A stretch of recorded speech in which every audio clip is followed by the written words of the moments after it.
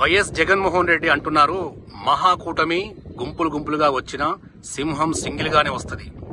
తాగిన గ్లాసు సింకులోనే ఉండాలి, తొక్కిన సైకిల్ ఆరు బయట ఉండాలి, తిరిగే ఫ్యాను ఎప్పటికీ ఇంట్లోనే ఉండాలని చెప్పి మహాకూటమిపై వ్యంగ్యాస్త్రంగా మాట్లాడారు. సో దీనిపై మీరేమంటారు?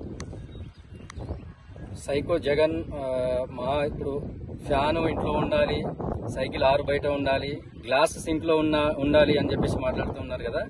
వాళ్ళందరూ కూటమి వాళ్ళందరూ కలిసి అక్కడ ఉన్నటువంటి ఏపీ ప్రజలు అందరూ కలిసి ఈసారి మీ ఇంట్లో ఉన్నటువంటి ఫ్యాన్ కి కటింగ్ లేర్ తీసుకొని కనెక్షన్ కట్ చేసి పడేసిళ్ళు. ఆల్రెడీ అయిపోయింది. జూన్ 4 తర్వాత మీరు అది మళ్ళీ ఏదో జైలుకి వెళ్ళిపోతారు. అప్పటి వరకు వాళ్ళందరూ ఇది వరకు గతంలో ఎట్లా ఉండేదో వాళ్ళకి ఆ స్వేచ్ఛ ఈ రోజు వాళ్ళంతటా వాళ్ళే కల్పించుకున్నారు.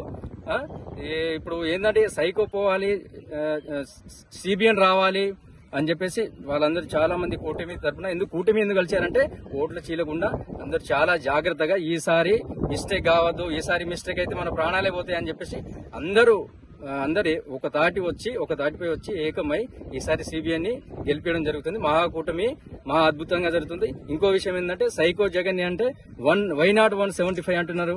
వైనాట్ 175 మేము ఎందుకు 175 కి 175 గెలవం అని చెప్పేసి అంటున్నారు కదా. ఓన్లీ 15 తో మాత్రమే సరిపుచ్చుకుంటారు. ఈసారి ఓన్లీ 15 సీట్లతో మాత్రమే సరిపుచ్చుకుంటారు. 15 అసెంబ్లీలో 15 కావచ్చు, లేకుంటే 5 కావచ్చు. ఎందుకంటే అసెంబ్లీలో మిమ్మల్ని అంటే మీ వైఎస్ఆర్సీపీ పార్టీ వాళ్ళను కనీసం ప్రతిపక్షంలో కూడా కూర్చోనీకి కూడా వీలు లేకుండా ఈసారి ప్రజలు మీ పార్టీ వాళ్ళకు బుద్ధి చెప్పారు. మీ పార్టీ వాళ్ళకు బుద్ధి చెప్పడం జరిగింది.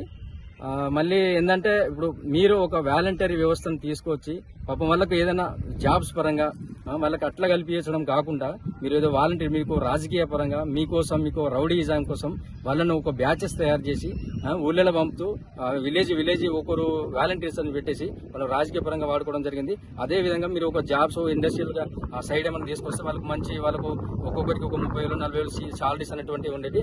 ఆ విధం కాకుండా మీరు వేరే విధంగా రాజకీయంగా రౌడీయిజంగా ఒక గుండాయిజాన్ని ఒక రౌడీయిజం ఏపీని కంప్లీట్ మీరు ఒక మరో బీహార్ లెక్క తయారు చేయడం జరిగింది. కాబట్టి ఈసారి నీకు ప్రజలు అక్కడ ఉన్నటువంటి మహాకూటమి ప్రజలు అందరూ మీ వైఎస్ఆర్సీపీ పార్టీ వాళ్ళు మీ కార్యకర్తలే మీకు ఓటేయని సిచ్యువేషన్ నువ్వే తెచ్చుకున్నావు. ఇక నీ పని అయిపోయింది, నువ్వు అవుట్. నీ పార్టీ క్లోజ్ అవుతుంది, కనుమరుగైతుంది. Bye bye Jagan.